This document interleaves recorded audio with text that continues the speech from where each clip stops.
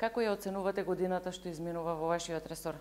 Па јас често пати кажував дека 2017 и 2018 беа години на фрустрација за мене лично, затоа што беа години во кои што се подготвуваа доста стратегии, анализи, подготвувавме законски решенија. 2019 конечно беше година на испорака, година на видливи и конкретни резултати за граѓаните.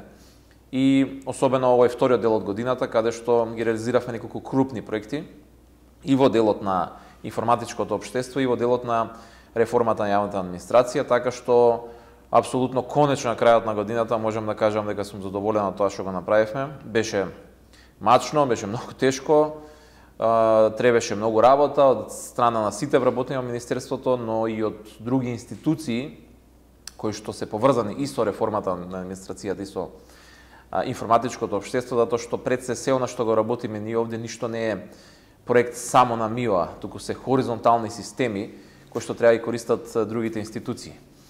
Еве, јавноста е сведок, пред неколку дена го пуштивме во употреба новиот национален портал за електронски услуги, неколку недели претходно Централниот регистар на население, електронскиот регистар на население, но за да тоа се случи, потребни беа многу работи што не се видливи за граѓаните и под овие системи да се изградат, за да можеме на крај ова да го пуштиме во функција. Го донесовме на влада и новиот закон за висока раководна служба, така што ова се три огромни исчекори во двете области со кои што може да кажеме дека успешно ја завршуваме годината. Што е видливо за граѓаните од сите активности што ги преземавте во изминатиот период од аспект на реформата на администрацијата? Па јас секогаш велам дека во 21 век реформа на администрација се прави со дигитализација. Овие другиве делови некако многу во медиумите и во јавноста зборуваме за тоа, ама граѓаните ниту ги гледаат, ниту па ако некој ме праша, многу ги интересира. Граѓаните ги интересира да добијат ефикасна услуга, брза услуга, да платат помалку за таа услуга и едноставно да им се олесни начинот на кој што ги добиваат услугите. И затоа сметам дека токму овие последните неколку проекти што ги набројав се клучни. Значи, Националниот портал за електронски услуги, Централниот регистар на население. Но за да стасаме до тоа, ние воведовме и електронски систем за водење на управни постапки. Што значи тоа? Дека сите овие 20 на институции кои што се поврзани на тој систем, управните постапки ги водат електронски, што значи граѓаните многу побрзо ќе ја добијат услугата. Во делот на давање на услуги, почнавме и со концептот на сали за една точка за услуги, првата која што веќе отворивме во Скопје, и веќе работиме на 3 нови локации, тоа се Куманово, Тетово и Охрид. А многу брзо, веќе во следната година, и уште неколку града други, така што концептот е на едно место, граѓаните добиваат услуга од 9 различни институции, без да имаат потреба да шетаат наоколу низ градовите. Во делот на реформата на јавната администрација се сепак во одредени постапки за вработување, односно при постапката за вработување, направивме на анализа и ги скративме речиси сите трошоци кои што било кој граѓанин кој што ќе аплицира за работно место во јавниот сектор претходно ги имаше. Повеќе не се плаќа за тестирање на странски јазик, повеќе не бараме лекарско уверение согласно новиот закон што ни е предложен и веќе е ставен на јавна расправа. Значи, генерално граѓаните да немаат трошоци кога аплицираат за работно место во јавниот сектор. И ова се некои само покрупни работи кои што директно граѓаните може да ги видат. Веќе во понеделник ќе го промовираме и новиот, јас би рекол, иако е надградба фактички на стариот систем за ЕНЕР, тоа е електронскиот национален регистар на прописи, каде што граѓаните ќе имаат шанса и можност онлайн да дадат иницијатива, во форум да се дискутира за одредена иницијатива од одредена институција и ќе може во многу побрзо, па и во реално време да се одвива дебата од одредени иницијативи на одредени институции.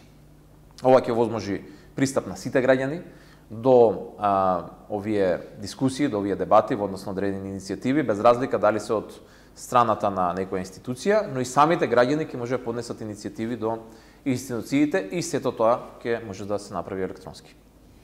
Најавувавте дека ќе следи период во кој што администрацијата треба да заборави на употреба на хартија и ќе биде целосно дигитализирана. Кога би се случило тоа? За жал, за целата администрација тоа го прави, ќе треба многу време и никаде го нема тоа. Но еве токму овие чекори што ги наведов ја поставена основата и веќе почнуваме во таа насока. Значи имаме нов документ менеджмент систем, нов систем за водење на управните постапки внатре. Имаме зголемување на опфатот на системот за интероперабилност, порталот и централниот регистар на население. Во овој момент преку порталот, еве пример ќе ја земам. Преку националниот портал за електронски услуги. Било која институција, без разлика дали е од централната власт, дури и локалната самоуправа ако сака, може да издава веб сервиси, односно електронски услуги на граѓаните преку порталот. Например, сега во моментов работиме со Министерството за труд и социјална политика и да најавам дека е една од новите услуги која што ќе ја пуштиме во потреба или до крајот на овој месец или веднаш на почетокот на јануари, ќе биде електронското запишување на деца во градинка и ќе важи за сите општини. Она што до сега бараше да се оди лично во одредена градинка, се поднесат документи, па листа на чекање и така натака, сега електронски. Но на овој начин го оневозможуваме и корупцијата. Например, се не се работи за некаква голема можеби корупција, но некои граѓани во одредени општини и во одредени градинки се соочува дека некој успеваше на чуден начин да ги премине на листата за чекање. Сега веќе тоа нема да е возможно. Значи, електронски ќе се води постапката, сега ќе има увид раководното лице до каде е, со документ менеджмент системот и со новиот електронски систем за управување со управните постапки, ќе се знае каде е заглавен одреден документ, во која служба, зошто е тоа така и ќе може да се веднаш реагира.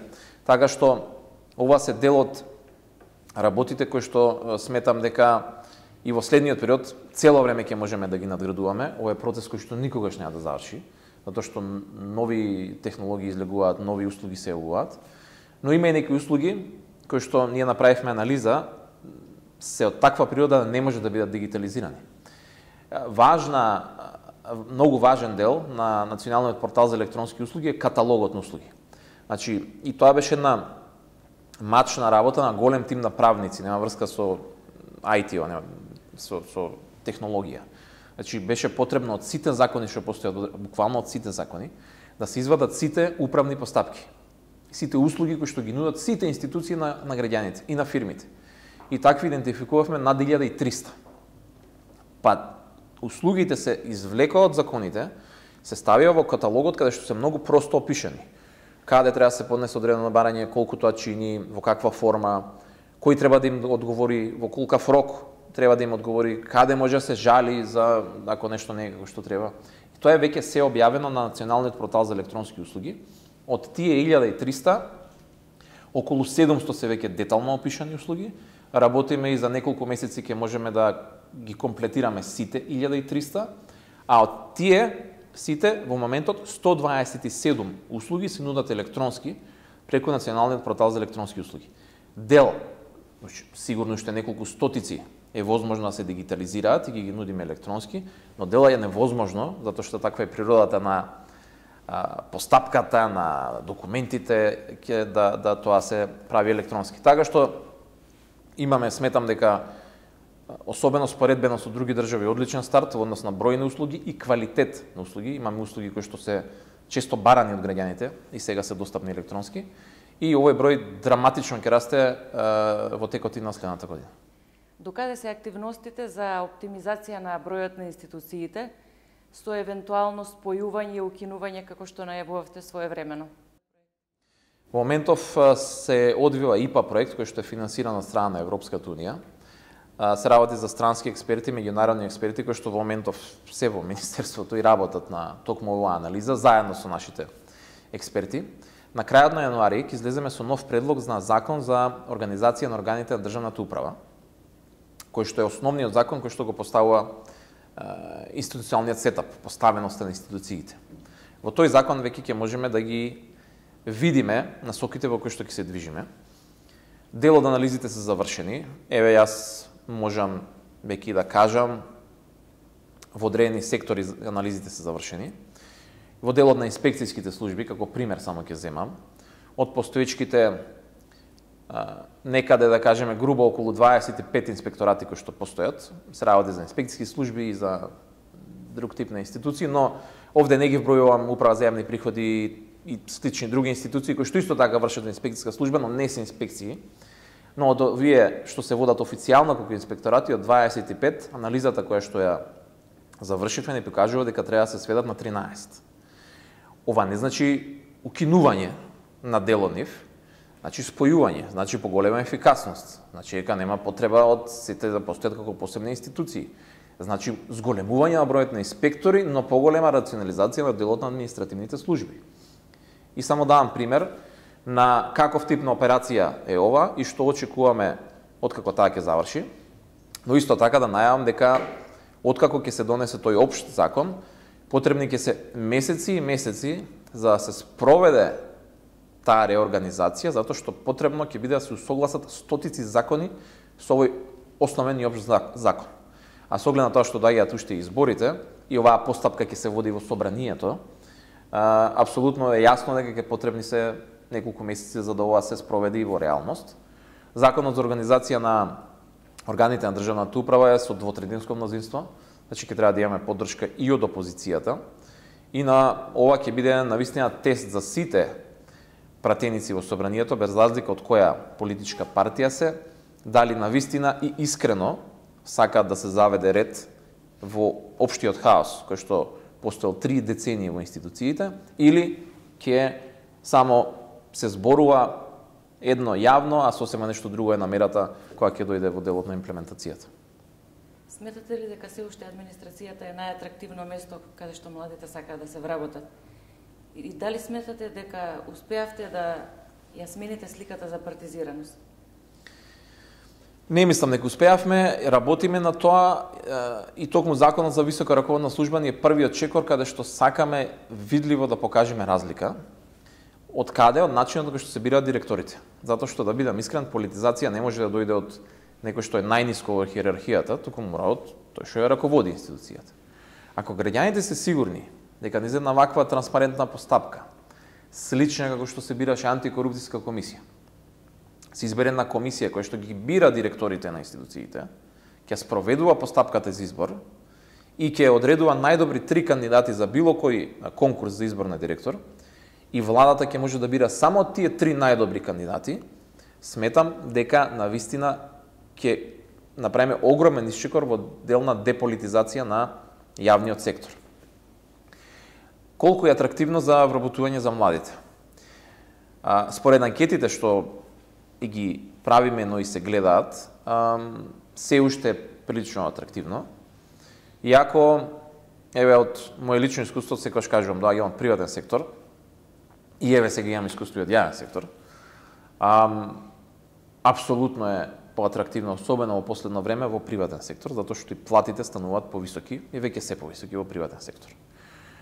Добро е за искуство, значи особено во јавната администрација што работи во министерствата, ние имаме недостаток на квалитетен кадар. И на стручен, и на луѓе што се млади, високо образовани, со желба да останат и да сработат нешто. За жал, платите се тие какви што се, работиме на зголемување на платите цело време, прв пат после долго време се зголемија платите и во јавната администрација оваа година. Ќе следи тој тренд и во следната година, но навистина е едно, морам да кажем, изворедно искуство. Не секогаш е платата мотивација за сите луѓе.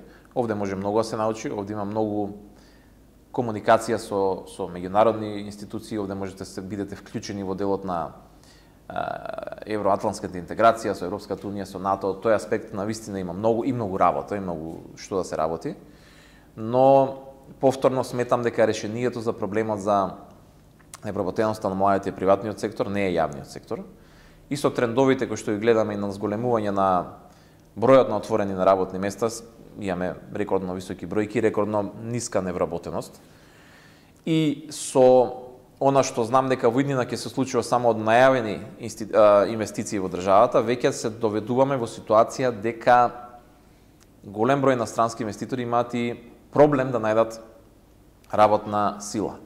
Така што пазарот на трудот ќе си го направи своето и мислам дека за не преку ноќ, но за 1 до 2 години веќе ќе имаме сменето мислење и помеѓу младите во државата. Со каква бројност на администрацијата ќе ја завршиме годината? Има ли зголемување во изминатиот период на нови вработувања со оглед и на критиките од опозицијата дека ја партизирате и ја полните сега во периодов пред стартот на техничката влада? Па не е добро. Опозицијата цело време критикува, не е пред техничка влада. Овие избори не требаше да се случуваат сега, беа планирани за декември. Но цело време сме сведоци на критики од опозицијата и кога немаше никаква идеја за кога ќе бидат изборите. Вработувањата во институциите се прават цело време и сеќавате сме били заедно на многу пресконференции каде што цело време особено новинарите прашуваат за вработувањата. Значи, ама да констатираме дека тоа е константно, не е пред избори. Вработувањата се вршат согласно потребите на институцијата. Ми како министерство ние немаме увид во кои се потребите на секоја институција, посебно 1300 институции има во државата иначе. Но што е дефинитивно различно? Ако порано сме били сведоци на драстично зголемување преку ноќ на бројките, ние во 2017 година за прв пат во историјата имавме намалување една година во однос на претходната. Минатата година имавме одредено минимално зголемување. Ама, значи, зборуваме дека се движиме во отприлика истите рамки. Значи, не станува збор за случај како што правеше ВМРО ДПМН во 2015 година, донесоа закон за трансформација на работниот однос од во определено во неопределено. И илјадници луѓе, 4 до 5000 луѓе, преку ноќ одеднаш, им се трансформираше работниот однос од привремен, значи без никаков мерит систем, без проаѓање преку процедурите во Агенцијата за администрација, без административна селекција, без интервју, без ништо. Добија статус на административни службеници. Значи, апсолутно не се согласувам дека исто се прави што се правело и порано. Значи, имаме ситуација во која што, да, институциите, особено, еве ги гледаме анализите, министерствата имаат огромен недостаток. Органите на државна управа, централната власт, има недостаток од стручен и квалитетен кадар. Јавниот сектор има проблематични места и тие сега ќе се многу видливи, ние ќе ги објавиме. Нели рековме и ќе им понудиме на тие луѓе трансфер во приватен сектор и така натака. Ама да бидеме исто, не знам, јас сум по професија инженер, да работиме врз база на анализи и бројки. Например, бројот на вработени во јавниот сектор во однос на вкупниот број на вработени кај нас соодносот е 19%. Европскиот просек е 17%. Значи, ние не сме далеко од европскиот просек, ние сме тука некаде.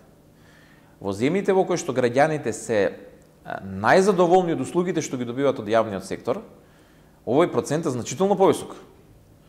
Факт, тоа се и многу богати земји. Да, ама имаме скандинавски земји каде што над 25, 7, 8, 30% е бројот на вработени во јавен сектор во однос на вкупниот број на вработени. Така што бројноста, да, имаме проблем во одредени сектори и на одредени места, но некаде имаме недостаток. Да, треба се намали затоа што не верувам дека можеме да го пополниме недостатокот, заради едноставно немањето на соодветен кадар на пазарот на трудот, а да, треба да најдеме решение на оно што е вишок, да повторно тие луѓе не останат без работа, тоа е нашата цел, туку да си најдат своето место во приватниот сектор, кај што сега па се појавува недостатокот на работна сила. Колкав е бројот сега на вработени во јавен сектор? На 31 декември се прави пресекот согласно законот, тоа е наша законска обврска и се објавува во годишниот извештај за вработените во јавниот сектор, така што набрзо ќе го соопштиме тој број. Меѓутоа пресекот според законот мора да го направиме на 31 декември за оваа година. Се уште ли сметате дека ќе заживее концептот што го најавивте за префрлање на вработените од јавниот во приватниот сектор? Овие процеси се паралелни, значи анализата што ја правиме, новиот закон за организација на органите државна управа, значи некаде кон крајот на јануари ќе излеземе со некои поконкретни бројки, ситуации и пакети. Ние во текот на следната денела ќе имаме уште еден работен состанок со стопанските комори и со синдикатите, уште еднаш да ги консултираме предлозиве за начинот на кој што би се извршил трансферот. Отворени сме за нови сугестии, не мора да е само тоа што ние го предлагаме. И јас сум навистина убеден дека ова е барем не слушнал за друго, едно од ретките решенија во кои што не би требало да има губитници. Значи, ниту луѓе да останат без работа, приватните фирми да си го најдат својот интерес и потребата за работници, ние да го намалиме сумата на пари што се дава за плати за вработените во јавниот сектор. На почетокот на новата година добивате заменик од редовите на опозицијата. Каква соработка очекувате и како целото предизборие ќе се одрази на реформите во администрацијата, со оглед и на критиките од бизнисот, дека пржинскиот концепт ги нарушува сите активности во државата? Согласно закон, мислам дека повеќе е психолошки ефектот. Затоа што согласно закон ништо не се менува. Например, ако гледаме од аспект на бизнисот, се што е во планот, годишниот план за јавни набавки на било која институција, постапките и процедурите си течат дури додека траат изборите. Значи не само во овој предизборен период, туку и во самата кампања, да кажем. Не може се менуваат годишните планови за јавни набавки. И тоа е единственото ограничување. Се друго, ама апсолутно се друго, функционира како да нема избори, да кажем. Во делот на бизнисот. Во делот на овие другиве реформи, без разлика дали има, и ова не е техничка, ние викаме техничка, ова е некоја нов состав на влада, пржинска влада не е ни техничка, имаме некој вид на дополнителна контрола од страна на представници на опозицијата. И тоа ние го баравме кога бевме во опозиција. Знае понекогаш одредени реформи да ги можеби успори, но повторно и собранието е функционално. Значи до 12 февруари собранието е функционално. Еви гледате, јас зборувам за некои работи што ги случуваат сега на крајот на јануари. И тука не гледам некаков проблем. Така што зависи на крајот на денот и од луѓето кои што ги водат институциите и луѓето кои што ќе дојдат од опозицијата. Но не гледам, ако навистина сите сме честни и искрени во пристапот, од наша страна знам дека ќе имаат апсолутно отворена врата, пристап до сите информации кои што им требаат, до документи, согласно законот, така како што е. Немаме што да криеме, отворено и транспарентно, како што спрема граѓаните, ама апсолутно подеднакво, па и повеќе во однос на некој што ќе дојде како дополнителен заменик министер овде. Така што во тој аспект не очекувам некакви проблеми, туку сметам дека повеќе психолошки моментот го сваќам, тоа што го велите и во однос на бизнисите и на граѓаните.